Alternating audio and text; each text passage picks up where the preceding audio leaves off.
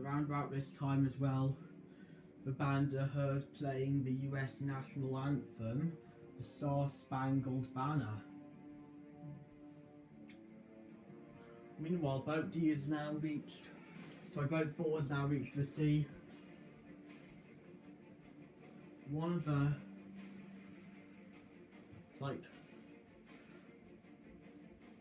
of the survivors reports about water, that they had to cut their knives.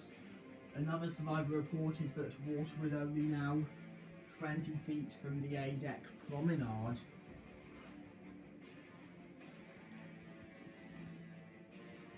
To round about this time as well, boat C and D are being prepped.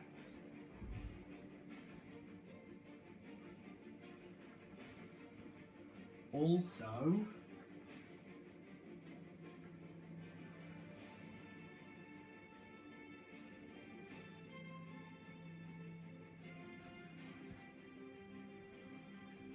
well, with the list being 13 degrees, the Captain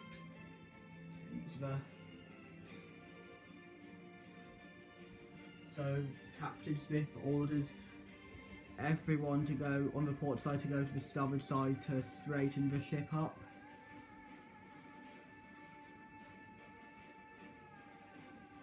Well, actually, no, I think it.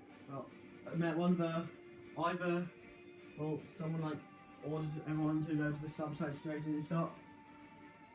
The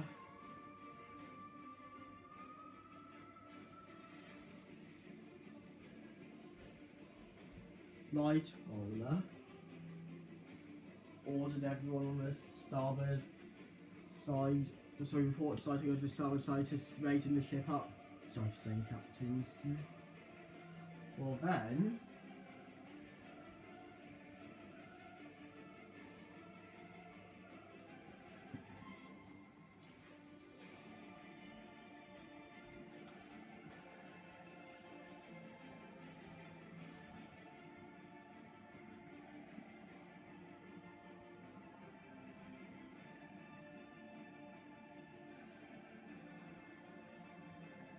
well now,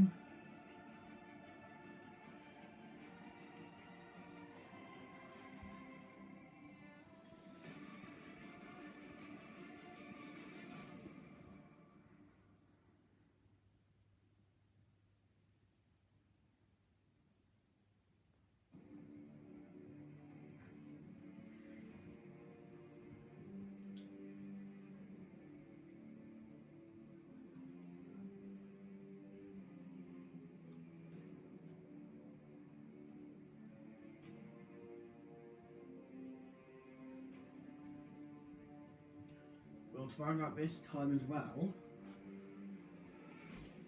the top of the deck at the start of the ship has now started to go under.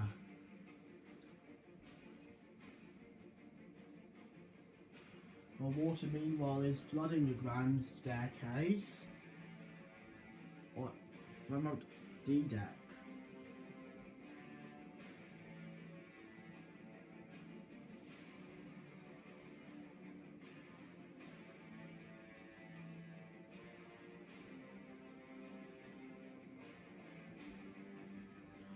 Well, to round out this time, boat C is lowered.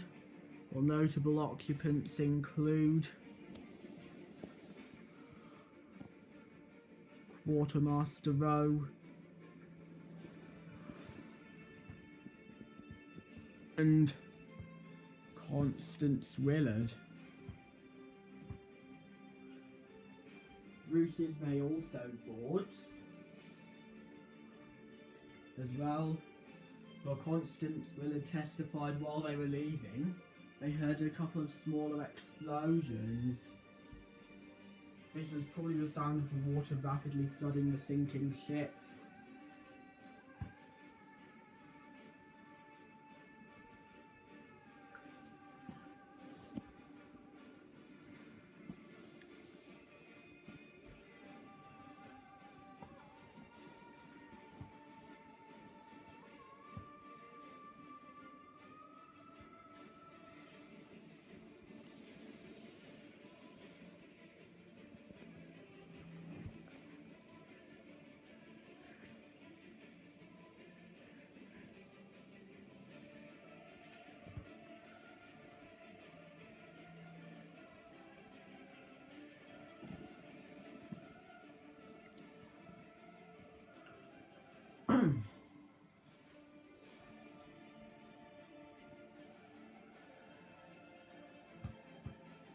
Well, one of the survivors called, in boat D called Emily Rice, as well, as seen water flooding into portals of the sea deck cabin when they were leaving. Well, water's starting to flood onto B deck now.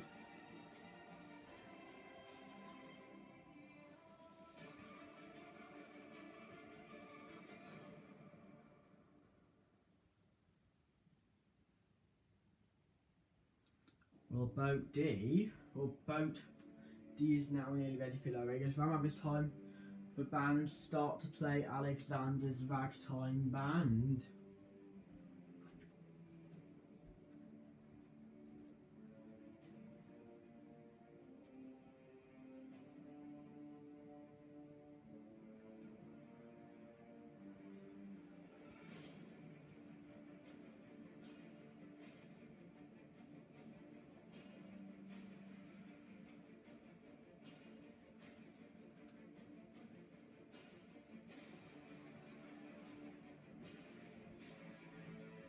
Well,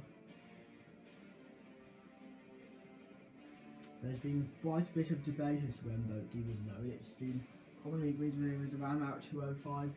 However, one of the survivors called Hugh Walden testified happening at 2:15. He also though saw the iceberg collision at 11:45. He testified. So that seems to suggest he'd seen but if like he seen the iceberg collision at 11:40, then that'd be he was in. Boat D was lowered at 2:10. However, though, it's still unclear when it was lowered, so I would personally say at some point between the two times.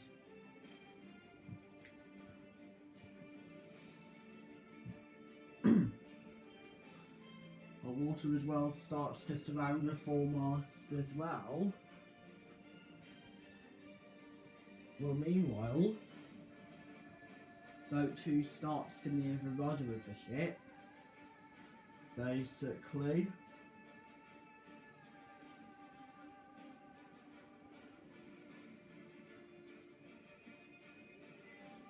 Well, boat C had taken... Well, boat C is now nearly at the sea.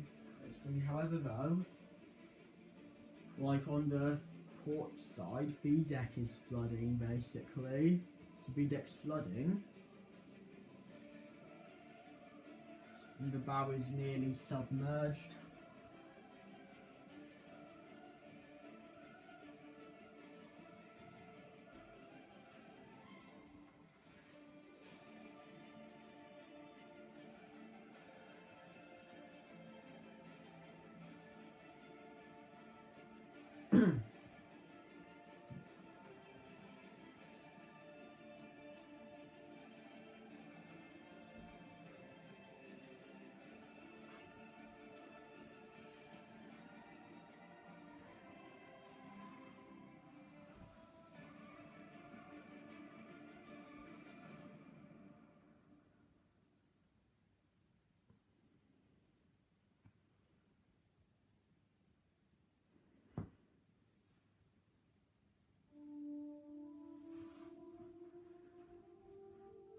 By now, boat D is being prepared for lowering.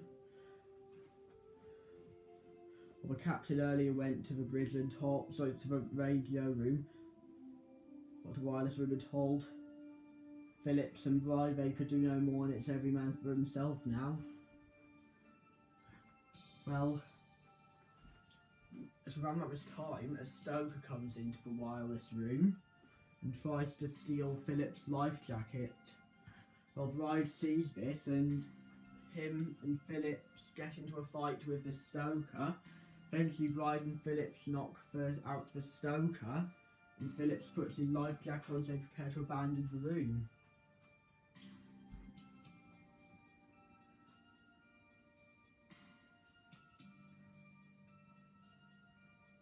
Well, Phillips, though, continues transmitting, unaware that no one can get his transmissions because of how heavily the power is dimmed. It's now a bright red because of, well, now it's a dim, it was originally from a yellow colour to a more of a dim orange colour because of the power decreasing over time. Well, autumn is the song Tom or like Autumn Dream is now played. Basically, as it plays, it was originally thought to be the last song played on Titanic in the Plunge. However, it was more likely the second to last song, as Bride's account that talked about it being the last song was edited, and others accounted it being, oh my god, to be the only other one that said it was. But it said it was. Autumn said it was second to last. Well, meanwhile,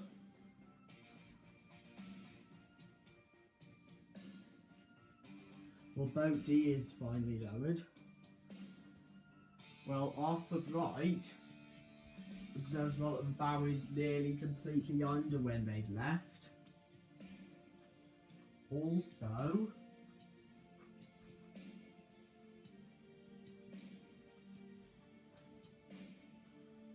well, meanwhile,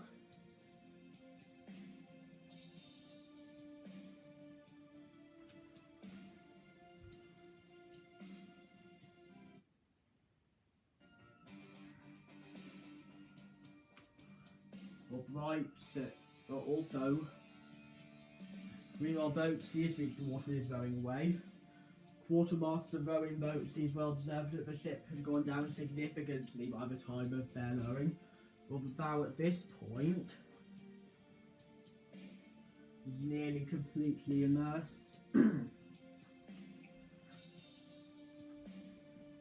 Well, boat A as well at this time is pushed to the deck as well.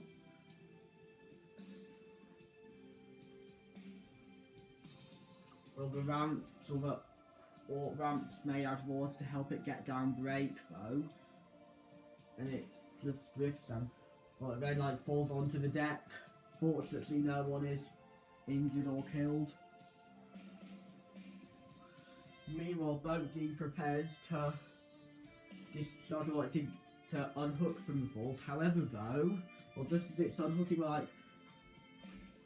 you, Warner, and Stephenson both see the boat and jump in. Lightoller sees this and briefly considers calling them back, but in the end decides not to. So around about this time as well,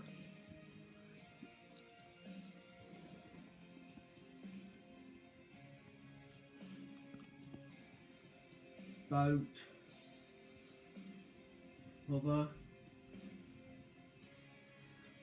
well, finally Harold, Bride and Jack Phillips abandon the wireless room. However,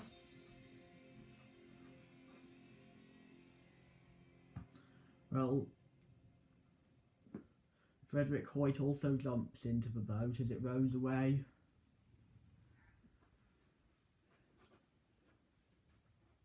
Well, a lot of passengers left on deck realise that the passengers and crew, everyone's still on board, realise they probably won't survive as water is nearing the boat deck now.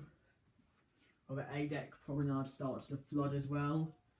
Frederick Hoyt reaches this and jumps overboard, having been advised to by the captain. He then swims to boat D, where he is reunited with his wife, called Jane Hoyt. Well, meanwhile, water on the A-deck promenade continues to flood.